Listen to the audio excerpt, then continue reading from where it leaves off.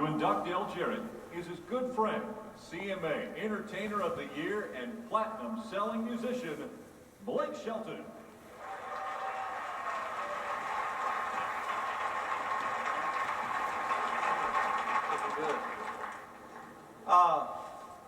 Honored to be here, everybody, and I didn't think this was going to be an emotional deal for me until the airplane ride over here to Charlotte today, and so I got to thinking about what this is and what it means to you and what it means to me, and so I decided to write this stuff down because I knew I would screw it up if I tried to wing it. So I'm just going to read this to y'all as it came to me on the airplane today.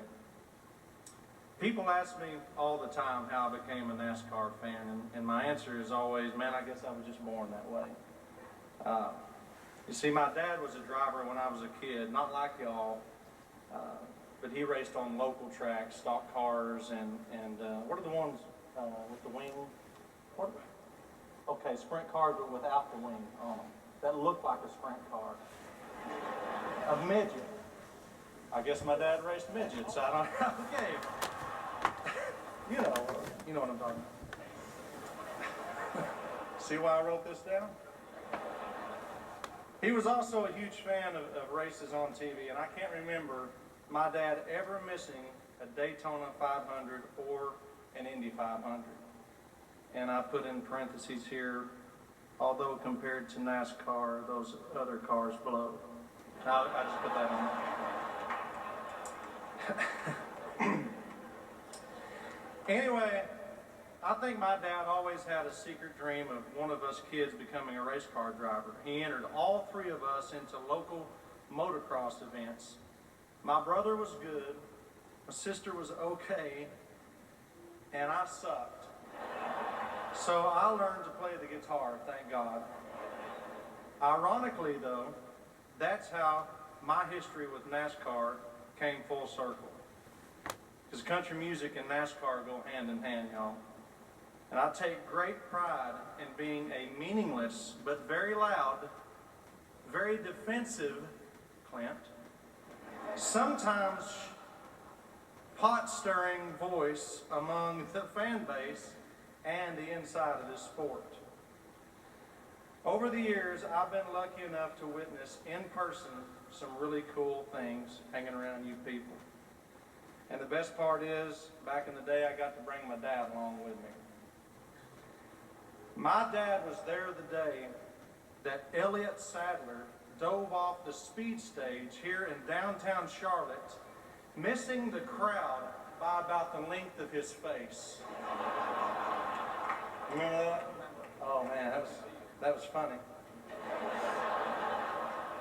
He got to see Michael Waltrip ask meaningless question after meaningless question at a driver's meeting at Texas Motor Speedway. To us, that was a big deal, I guess. I watched him shove old women and children aside at Talladega to shake the hands of his favorite drivers. Dale Earnhardt Jr., Richard Petty, this man right here, Dale Jarrett, y'all. As the years went on, Dale and I crossed paths many times, and although my dad's health began to keep him from traveling, he loved hearing all the stories about the time I spent with Dale. I won't tell him everything. Thank you. Big boy. Dale even spoke to him on the phone a time or two. I believe it was little things like that that kept my dad happy those last few years. You guys were his heroes. And even though I know he was beyond proud of my accomplishments in music, he just couldn't get over the fact that I got to spend time with guys like Clint Boyer and Elliott Sadler and most of all Dale Jarrett. And man, what I'd give if he could have seen the old boys standing around talking about what was the biggest flower arrangement at his funeral. Not because it was so big, but because it came from Dale Jarrett, man. I hope you drivers realize the kind of impact you have on the lives of everyday hardworking people. People like my dad. That's why it's my honor to be here tonight to induct Dale Jarrett into the NASCAR Hall of Fame. So on this 29th day of January 2014, I want to present the NASCAR Hall of Fame inductee and officially induct my friend Dale Jarrett into the NASCAR Hall of Fame.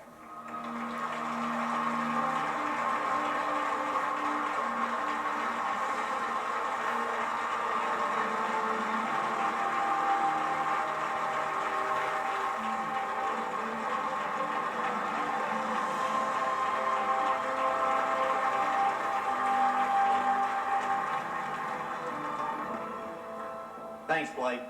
You know, that's pretty cool, right?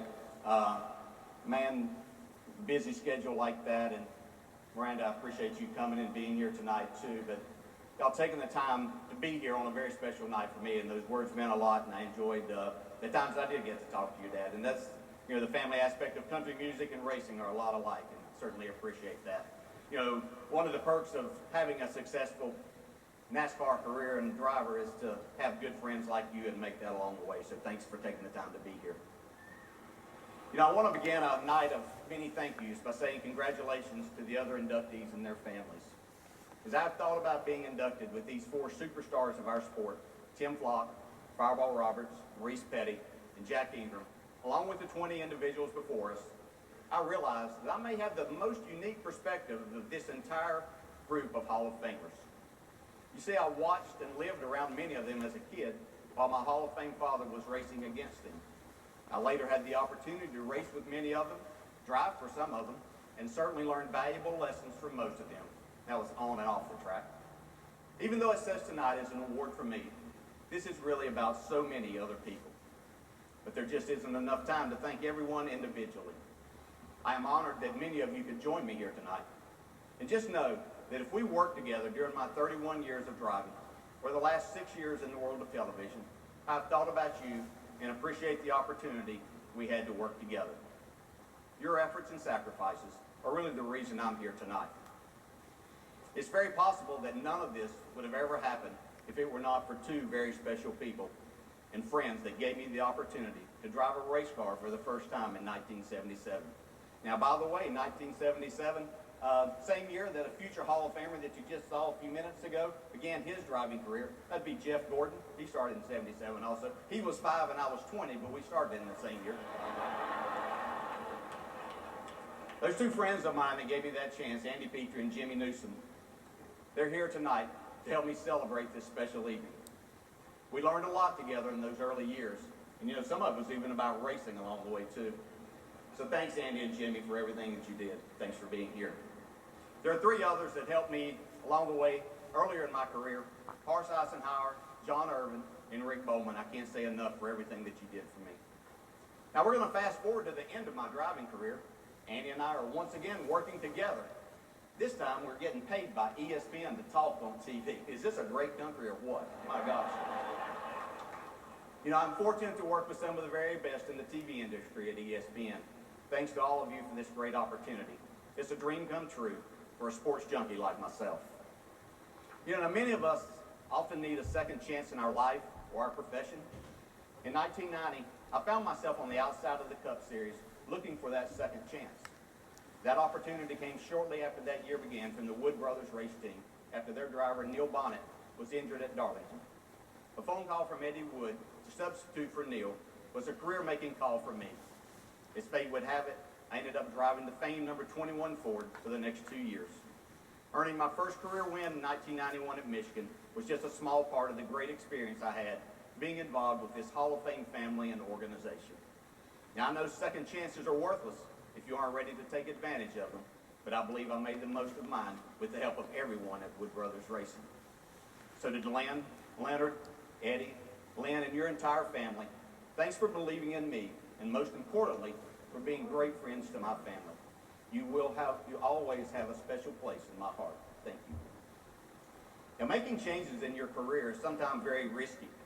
I try to always look at these changes more as opportunities to advance my career. And as it turned out, most of my decisions were correct. 1992 was one of those moves. I have 2 huge thank yous here. The first to Joe Gibbs for choosing me as his driver to start his venture into NASCAR. His first win as a car owner was my first Daytona 500 victory with a great sponsor and friends at Interstate Batteries. But it was so much more. Joe, the life lessons were invaluable, and I'm a better person because of our partnership and friendship. Thank you very much. The second is to my brother-in-law, Jimmy Maycar, who basically came over, started JGR, and was the crew chief for me while I was there. Jimmy, you were simply amazing in making all of that happen. By the way, Jimmy is still at JGR, Senior Vice President of Racing Operations. Thank you so much, Jimmy. I appreciate it. 1995 brought another change in race teams, another family-owned organization, Robert Yates Racing. Robert, Carolyn, Richard, and Doug Yates welcomed my family and me into their organization and treated us like family for the next 12 years. There's nothing better for a race driver than going to the racetrack every weekend and knowing you have a fast car and a chance to win.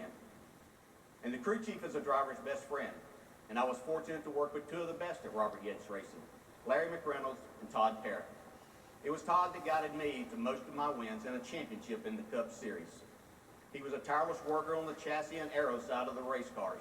Gosh, we spent many a night in the wind tunnel. Yeah, midnight to 8 always had to be for Todd. We couldn't go at normal hours. We had to be middle of the night. But we had to have those things because we knew we had the best engines in the business from Robert and Doug Yates. It was incredible to work around such hard-working and dedicated people who only wanted one thing, to win. That's what I wanted. I'm very proud to have been the driver to bring the Yates family their first championship in the Cup Series in 1999. There are also some key members of that championship team here tonight. Thanks to each of you for that never-give-up attitude that you brought to our team. We also had some great sponsors at Robert Yates Racing, and I would like to thank Ford Motor Company, Coca-Cola, and UPS. What a blast I had in making those UPS commercials. That was a lot of fun. I also had a great teammate at Elliott Sadler that was there. Elliot's a great friend to this day, and I appreciate that, buddy. Now to the difficult part of this. This was a lot easier in rehearsal, but my family has always been a huge part of my life and career. My sister Patty has always been there for me, listening to my problems or giving me much-needed advice. Glenn, my brother and best friend. With Glenn, I know I always have a golf partner because he literally plays 8 days a week. So I've never had a problem looking for a game with him. So thanks to both of you so much. I appreciate your support. My mother's always stayed in the background, but she is the reason I am who I am today, and a guiding hand that kept our family moving in the right direction. And like most wonderful mothers, I never did anything wrong in her eyes. Well, almost nothing. Thanks, Mom. I appreciate everything. And of course, my father, and now fellow Hall of Famer. That has a nice ring to it, doesn't that? My dad has been everything a son would want his father to be. Successful, a leader by example, a teacher you could believe in, and always there to support me. My dad was, and still is today, my hero. That's what really makes this night so very special. I'm joining my father in the NASCAR Hall of Fame. This is tough. Thank you.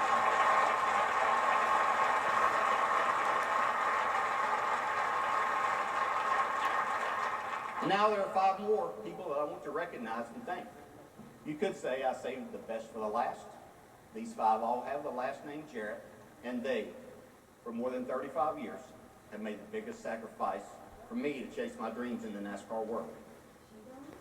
Now I have my own Hall of Fame in my heart. Jason, Natalie, Carson, Zach, and Kelly are certainly the first 5 members. I've been blessed with 4 wonderful children that never questioned why I had to be away from home so much. Rather, they were always there to make my day better, regardless of how my day went at the track. It's your support and unconditional love that drives me to succeed. And most importantly, you make me strive every day to be a better father. Thank you for making me a very proud dad. Thank you.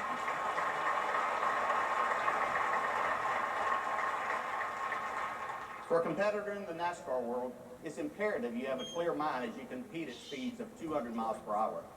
And that can only happen, in my opinion, with a good family life and things being handled at home as you travel for over 200 days a year. And I was very fortunate to have that with Kelly. She not only made our home a special place, she is the reason our children are so wonderful and well-rounded. and her very competitive spirit, along with mine, always had me ready to kick some ass every weekend. Thanks, Kelly. Now, I had the opportunity, yeah, she deserves a huge round of applause.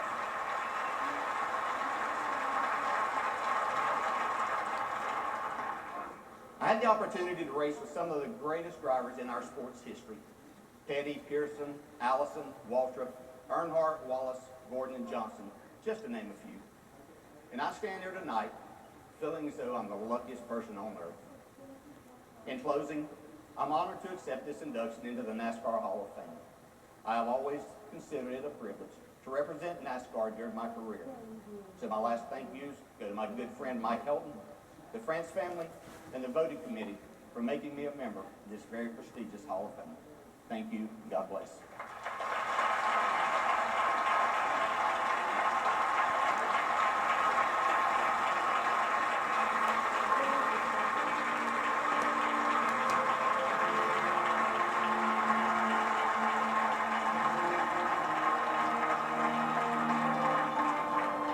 The star power of the 2014 NASCAR Hall of Fame induction ceremony continues. Coming up, Chris DeVota gets the dish on Dale Jarrett's friendship with Blake Shelton. Don't go anywhere.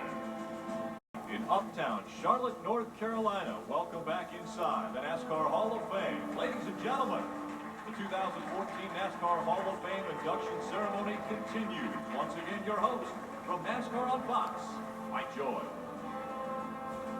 Well, tonight's been a time for reflection on our sport's colorful past and honoring 5 of the legends whose lives have helped weave the rich tapestry of NASCAR's history. They're not just our heroes. They're our friends, our neighbors, our inspirations, our brothers, our fathers, our sons. They are our family too. So let's join Krista with 2 young men who made their dads very proud tonight. Absolutely, 2 amazing speeches. NASCAR Hall of Famer, Dale Jarrett, and Blake Shelton. Yes, absolutely. And Blake, you talked a little bit about it, the connection that the 2 of you have.